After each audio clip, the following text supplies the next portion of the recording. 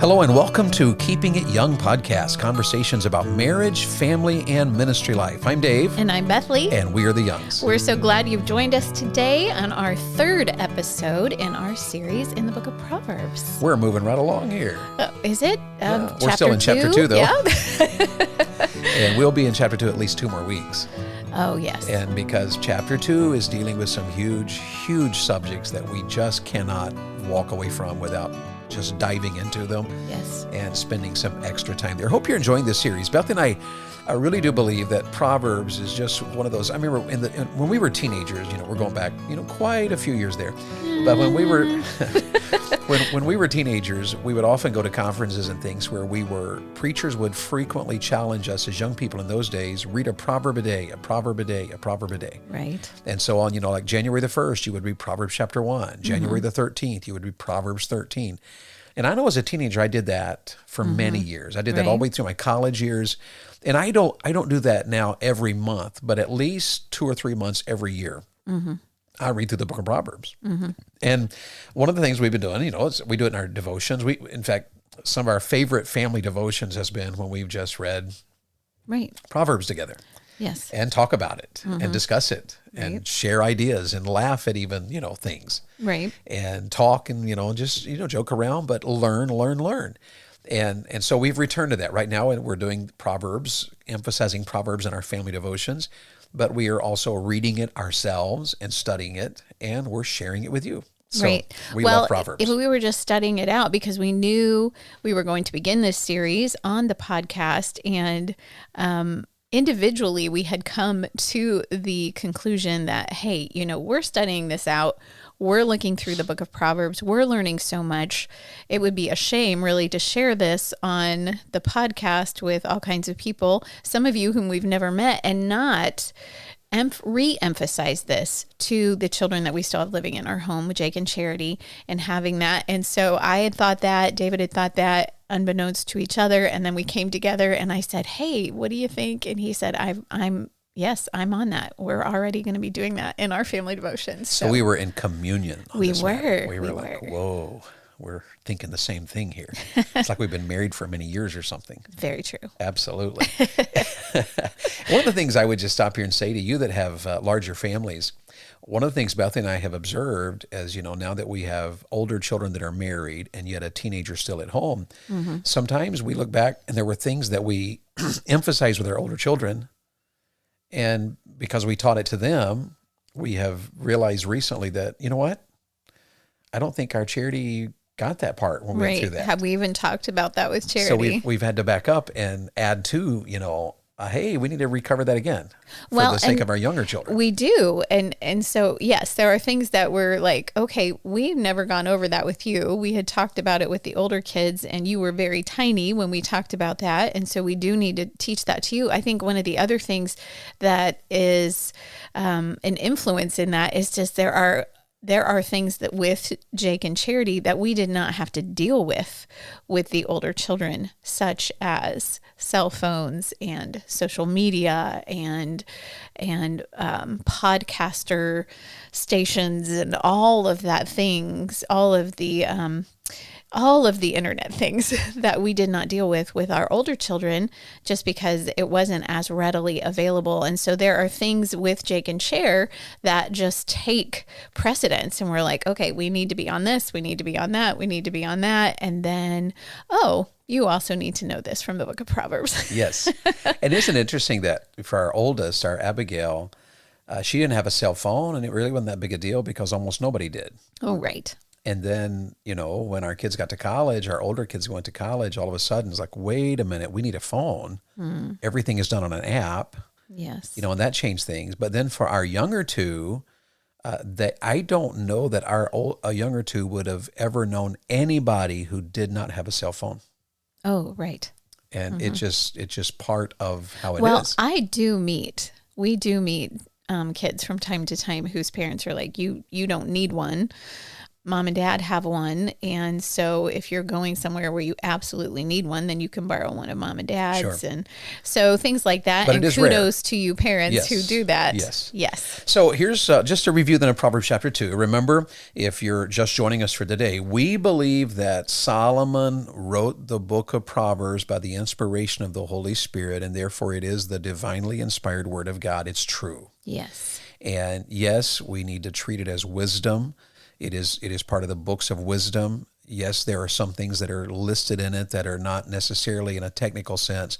This is a divine guaranteed promise. It's a truth for life that involves God working and honoring his word. Right. So there's a lot that goes into Proverbs, but remember that Solomon wrote it to his son so that his son would have wisdom, knowledge, understanding, and discretion. Mm-hmm. The Spirit of God inspired it and preserved it for us so that we also could have wisdom, knowledge, understanding, and discretion. Right. So we should read it, think it over, study it, and apply it to our lives. That's the whole point. Yes. And so in chapter 2 last week, one of the things we really wanted you to get out of chapter 2 last week was that there are 3 spiritual and powerful elements that Solomon brings together in chapter 2. Mm-hmm. And let's just review that briefly. Okay. Parents who teach their children, who train them, teach them, and pursue wisdom and knowledge and understanding and discretion themselves. Yes. Then our children is the second one. Our children who receive the wisdom, the knowledge, the understanding, and discretion and pursue it. Yes. And thirdly is our God who gives and acts on our behalf as we do. Which is wonderful. And it is wonderful. And we laid out last week just how that the Lord works, the Lord helps us, the Lord leads us, the Lord preserves us, the Lord guides us. It's an incredible, incredible truth. Yes. And the results are desirable. They Living are. this life, Yes. it's desirable. And so then Solomon closes with 2 areas of emphasis. He said one of the things we have to do in order to win with our children is we have to, first of all, protect them from evil influences. He says, the word is evil. Our authorized version, the King James Version, has a italicized word, man, there. So it's almost like you could even say from the evil one, Right. or from the evil thing. Right. But he puts in there, our King James puts in the evil man, and rightly so, because that's not a wrong idea at all. But the idea is that God is telling us here that we have to protect ourselves and our children from evil influences, evil friends, and an evil way. Yes. So we identified it last week. Verse 12 says that those who are evil speak twisted, perverse things. They're always doing wrong. They rejoice at things that are wicked. They're always devious and crooked. And we're to protect our kids from this. Yes. Yes. And so let's do 2 things today. Let's talk about steps that lead to protection. And then let's just discuss, maybe a very practical sense, ways to provide good influences. Yeah. So Okay? you just keep them at home all the time, put them in a bubble, never let them see any social media or television. Don't take them out anywhere. Don't take them to church. That would work. And it would also make them rather weird. Yes.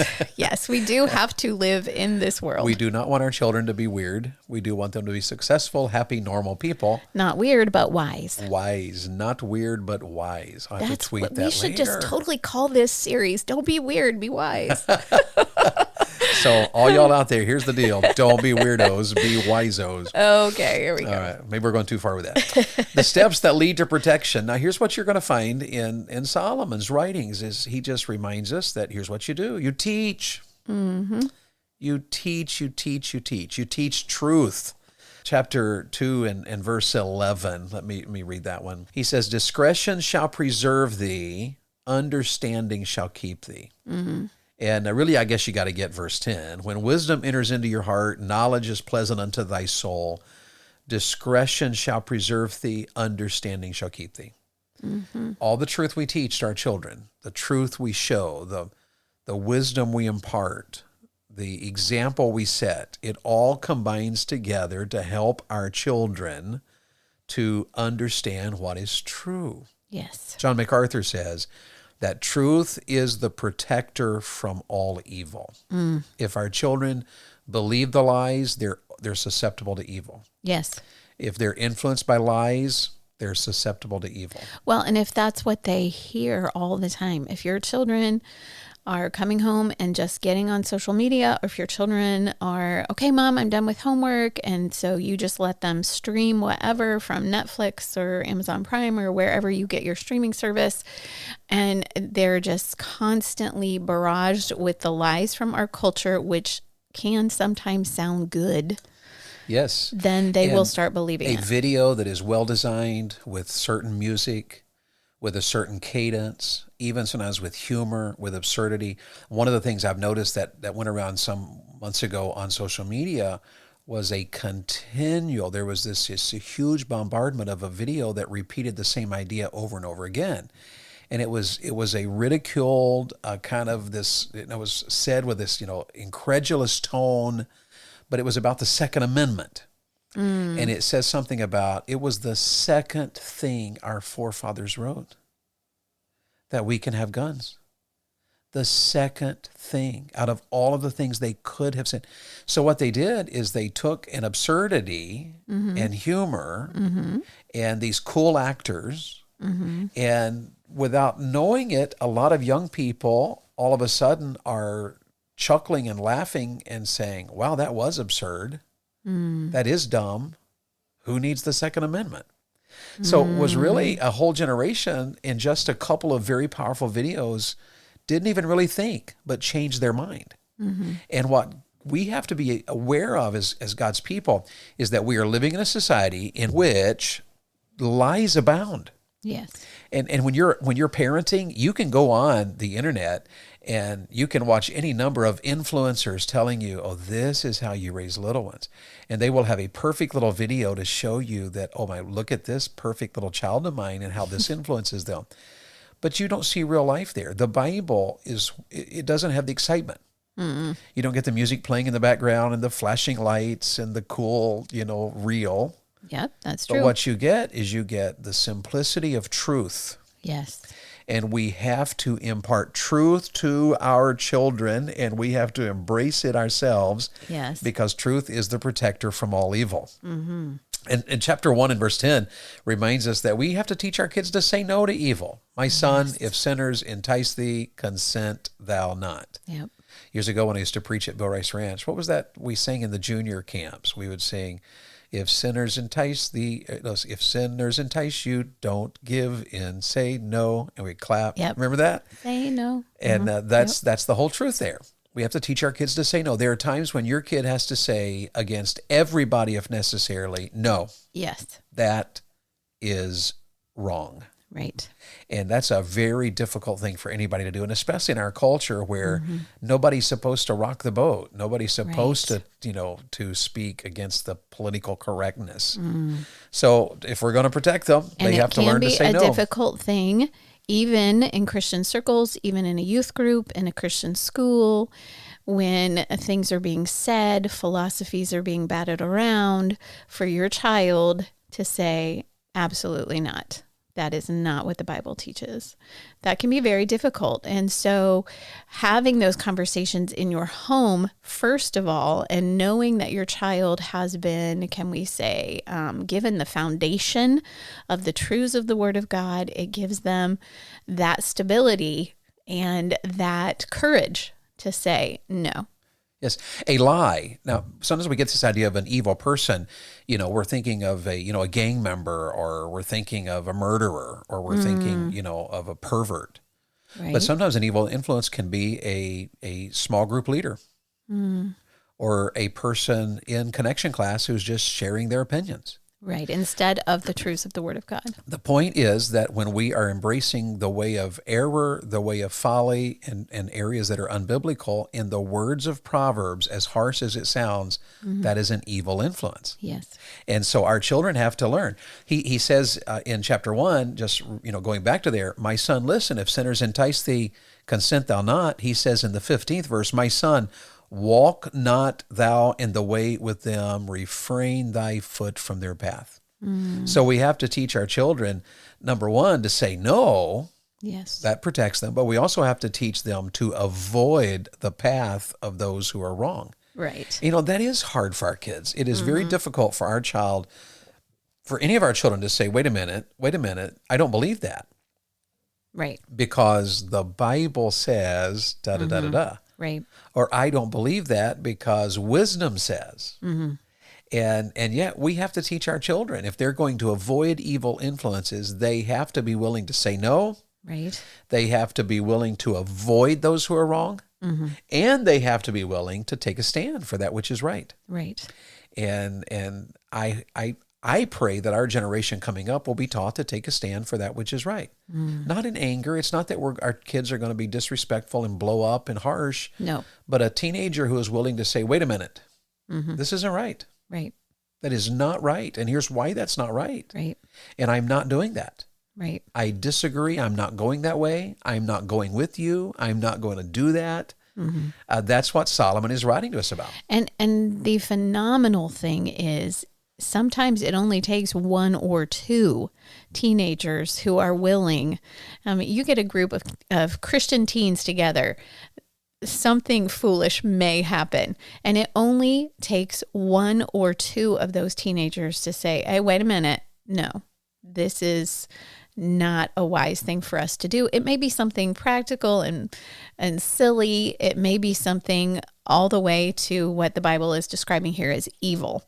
But to have that teenager, to have the fortitude and the truth foundation to say, no, we're not doing that. The amazing thing is they will have other teens in that group who may say, you know what, you're right. We probably should not do that.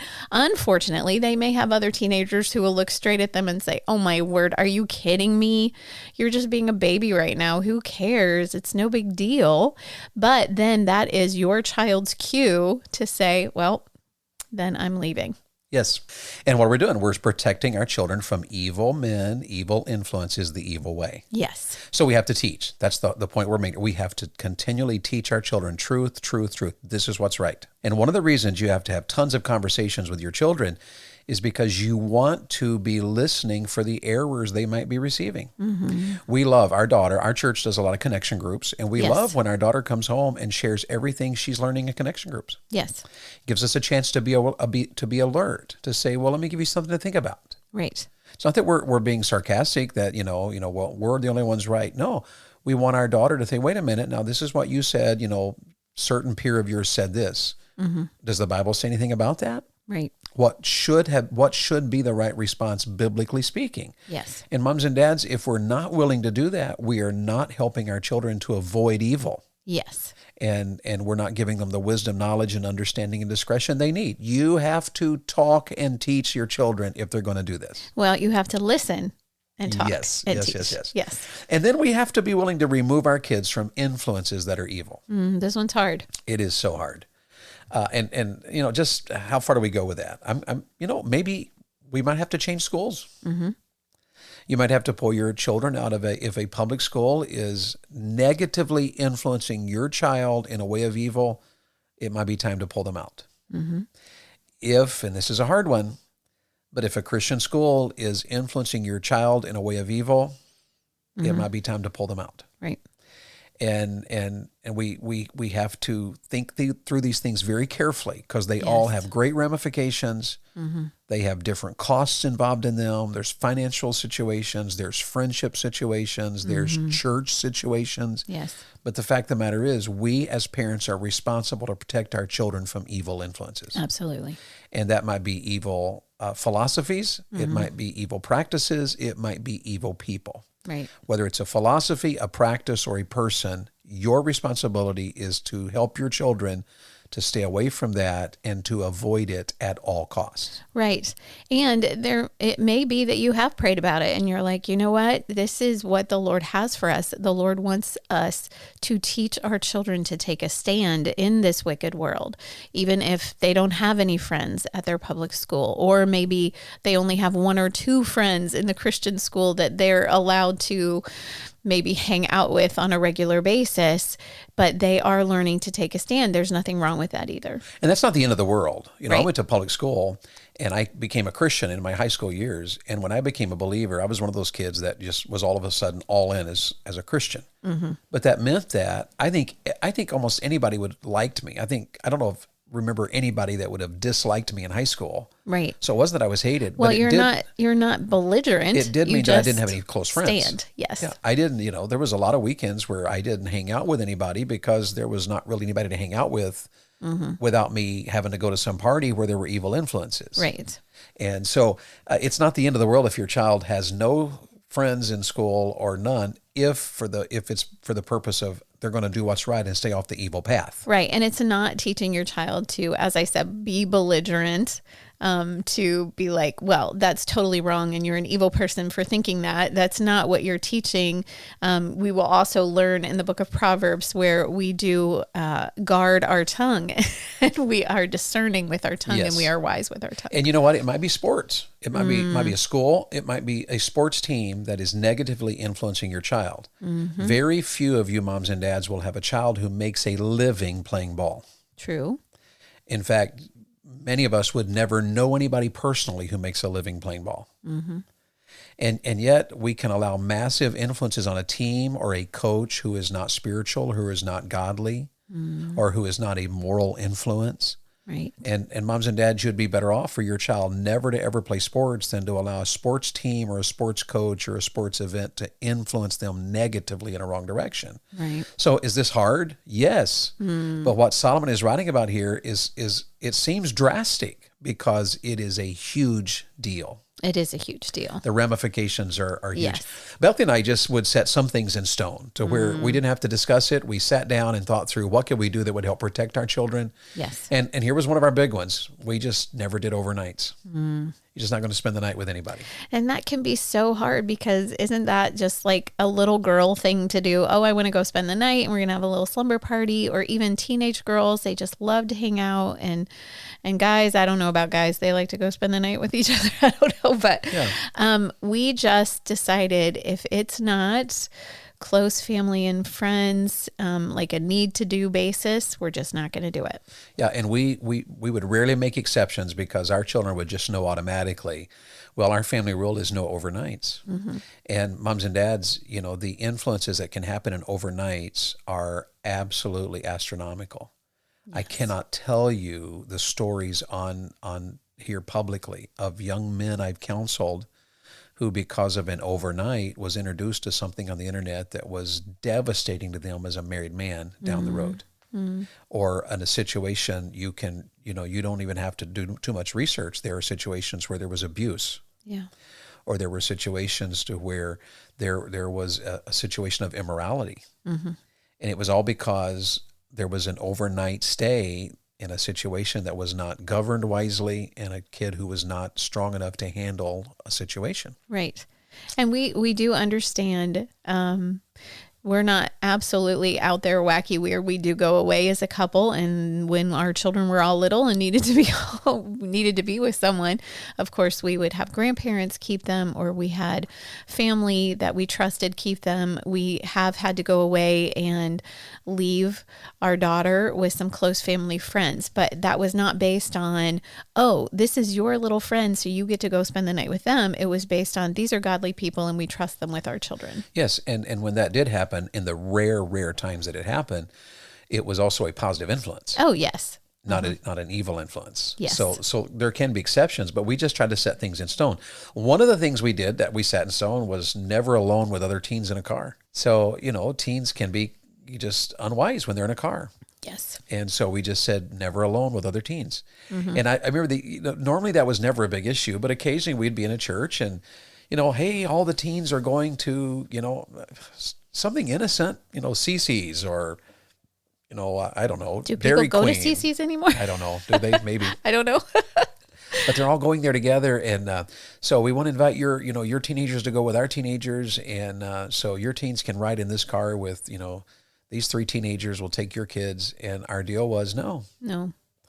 And sometimes it would really throw people. I'm like, well, why not? Well, it's our family standard. Right. And are there ways around that? If the church couldn't change it in some way, then there's a way around it. I can jump in a car and take them, Right. drop them off, and come back and pick them up, or stay with them. Right. And there is a protection in that when Yes. Daddy's there. So you just set some things in stone. Beth and I have this thing as well that we try to make this a set in stone, no influence that makes us uneasy. Yes. Because sometimes there's some situation where we're uneasy, like, I don't know. Right. And it's not a spirit of fear, parents. We don't parent out of fear. So the Lord doesn't give us a spirit of fear. But if there is just this uneasiness, you can't put your finger on it like, no, this is the reason you should not do that. But there is that uneasiness of, I'm just not totally at peace about that. Yeah. So if that happens, then you're just like, no, not right now. We're not going to do that. I would just say better to be uneasy, act on it, and find out it was unwarranted.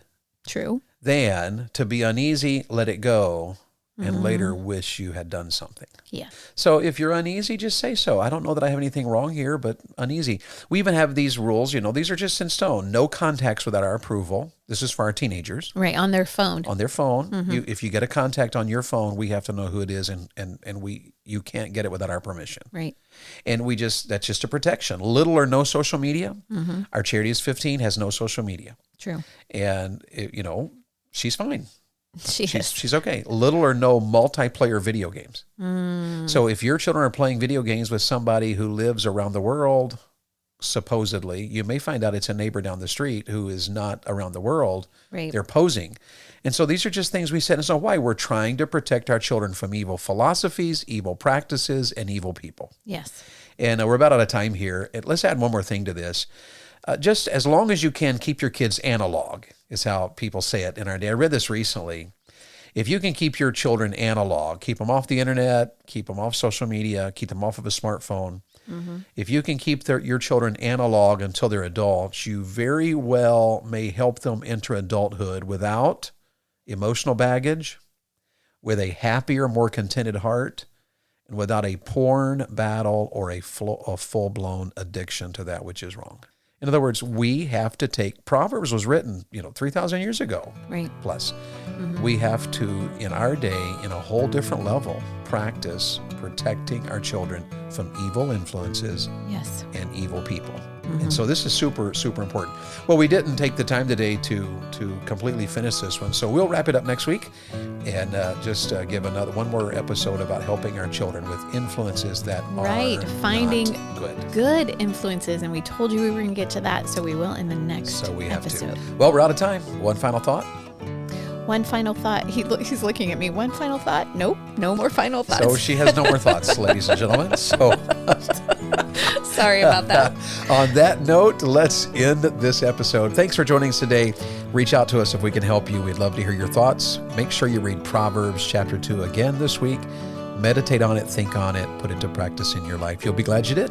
Have a great week, and remember to serve the Lord with gladness. The Keeping It Young podcast is a Bax 5 Media production.